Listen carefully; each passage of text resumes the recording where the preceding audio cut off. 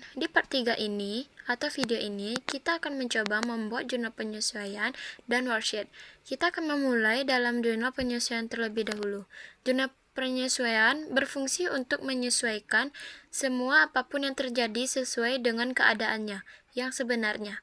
Jadi, jurnal penyesuaian ini kita akan menyesuaikan apapun itu seperti penyusutan peralatan atau peralatan yang masih tersisa ke dalam jurnal ini. Pada contoh pertama, kita akan melihat di memo, yaitu nomor 1, perlengkapan yang masih tersisa di gudang sebesar 1.500.000. Maka, akun yang terpengaruh yaitu surplus expense dan supplies. Surplus expense atau beban perlengkapan kita bertambah sebesar 1 juta karena kita akan menulis di sini yang terpakai. Saldo yang terpakai itu kita dapatkan dari neraca saldo perlengkapan dikurang dengan berapa yang tersisa di gudang tadi, yaitu 2.500.000 kita kurang dengan yang tersisa di gudang sebesar 1.500.000. Maka yang kita catat yaitu yang terpakai sebesar 1 juta. Untuk contoh yang kedua ini yaitu penyusutan peralatan. Penyusutan peralatan 2% dari harga perolehan. Harga perolehan kita dapatkan dari saldo equipment yaitu sebesar 15 juta, kita kali dengan persen penyusutannya, yaitu sebesar 2%. Maka penyusutan peralatan pada bulan ini sebesar 300.000.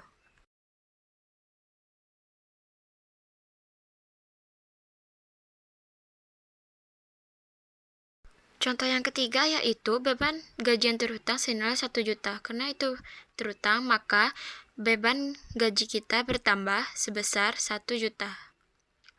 Dan utang gaji kita juga bertambah di sebelah kredit sebesar 1 juta. Untuk contoh yang keempat, yaitu iklan yang masih tersisa sudah ditayangkan sebesar 100.000 untuk bulan ini. Maka di sini beban iklan kita bertambah sebesar 100.000 di sebelah debit dan prepaid advertising kita berkurang di sebelah kredit sebesar 100.000. Untuk yang kelima yaitu utang listrik yang masih harus dibayar. Nah, ini sama memasukkannya dengan beban gaji yang belum dibayar seperti yang tadi. Untuk yang kelima, kita akan menyesuaikan persediaan. Nah, di sini persediaan ini ada 2 jurnal. Di jurnal pertama, kita akan memasukkan angka persediaan akhir yang sudah kita cari tadi. Jika barangnya 3, maka kita gabungkan semua. Jurnal yang keduanya yaitu merchandise inventory sebelah kredit. Ini kita memasukkan angka dari persediaan awal yaitu sebesar 40 juta. Maka kita masukkan di sini 40 juta.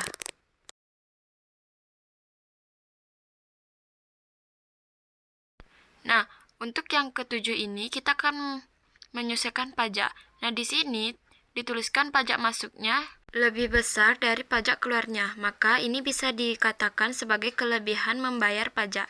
Untuk menentukan kelebihan pajaknya berapa, kita akan memasukkan angka dari pajak keluarannya terlebih dahulu.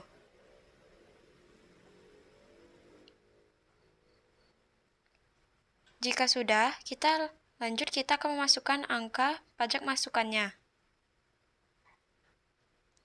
Nah, jika sudah kita masukkan, maka tinggal kita kurangi pajak masukannya dengan pajak keluarannya. Maka segitulah pajak kelebihan yang sudah kita bayar. Untuk yang ke-8, ini ditaksir piutang tak tertagih sebesar 5% dari jumlah piutang. Jumlah saldo piutang ini akan kita kalikan dengan persen tafsiran yang sudah ditentukan pada jurnal penyesuaian. Akun yang terpengaruh di sini yaitu akun bad debt for expense di sebelah debit dan allowance for bad debt di sebelah kredit. Jika sudah selesai memasukkan nominalnya, maka kita akan mentotalkan semuanya, yaitu debit dan kreditnya untuk melihat apakah dia balance atau tidak. Jika tidak balance seperti ini, maka kita ada yang salah dalam memasukkan nominal pada jurnal penyesuaian. Kita harus mencari di mana letak salahnya. Nah, jika sudah ketemu, maka dia akan balance seperti yang sudah kita kerjakan saat ini. Kita akan lanjut kepada neraca lajur atau worksheet. Nah, di worksheet ini ada beberapa format, yaitu nomor akun, name akun, balance sheet, debit credit, adjustment journal debit credit, NSSP, income statement, dan balance. Nah, untuk balance sheet atau neraca saldo ini kita bisa salin saja dari neraca saldo yang sudah kita dapatkan sebelumnya.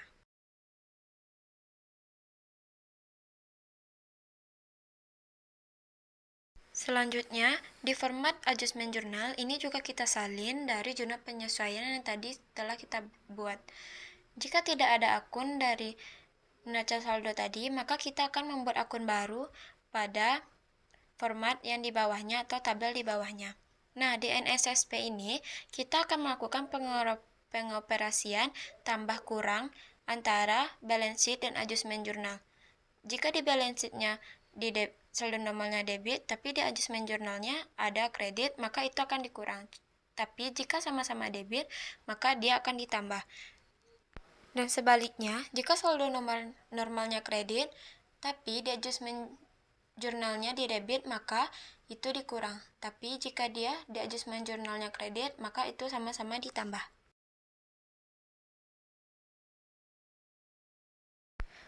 Untuk income statement, itu kita memasukkan semua angka yang sudah kita cari di NSSP, yaitu yang akun-akun yang berkepala 4, 5, dan 6 atau akun nominal. Nah, di bagian balance, ini kita juga menginput akun-akun berkepala 1, 2, 3 atau akun-akun real yang sudah kita operasikan di NSSP tadi. Nah, untuk melihat kita laba atau ruginya bisa kita lihat di sini.